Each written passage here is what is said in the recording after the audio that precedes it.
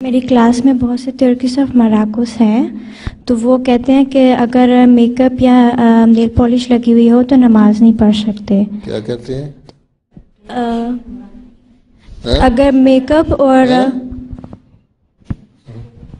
اگر میری کلاس میں ترکش اور مراکش بچیاں ہیں، وہ کہتی ہیں کہ اگر نیل پالش لگی ہو تو نماز نہیں ہوتی، نماز نہیں ہو سکتی۔ اچھا ان سے کہو نہ پڑھا کریں، وہ تو ہمارے میں ہے وہ نہ پڑھا کریں، ہم تو اس کو جائز سمجھتے ہیں۔ بات یہ ہے کہ تمہارا نیل پالش اور ناخن کے درمیان کوئی چیز ہوتی ہے، کوئی گند جم سکتا ہے؟ نیل پالش اور ناخن کے درمیان جب تم نیل پالش لگاتی ہو تو اس کے درمیان میں کچھ گند آ جاتا ہے؟ نہیں آتا نا، تو بس پھر وہ سیل ہو گیا۔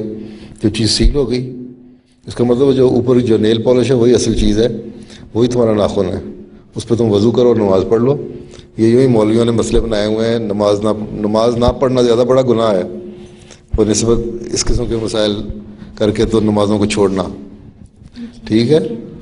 اور پھر اب انہوں نے نیا طریقہ بنا لیا ہوا ہے، یہ مسلمانوں نے اپنی چیزوں کی سیل کرنے کے لیے وہ کرنے کے لیے یہ چیز جو ہے نا نیل پالش، اس میں الکوہل نہیں ملی ہوئی، تو اس میں اسپرٹ نہیں ملا ہوا، یہ حلال نیل پالش ہے، حرام نیل پالش ہے، یہ پتہ نہیں کہاں سے نکال لی ہیں چیزیں، سمجھ آئی؟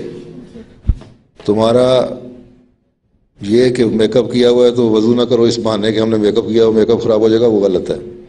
باقی نیل پالش تو خود نے تو سیل کر دیا تمہاری چیز کو، تو صاف چیز ہے، وضو کرو اور پڑھ لو۔ جو گند آئے گا اس نیل پالش کے اوپر آئے گا نا، وہ وضو سے صاف ہو جائے گا، اس کے نیچے تو کوئی گند نہیں ہے۔ مقصد ایک مقصد تو یہی ہے نا۔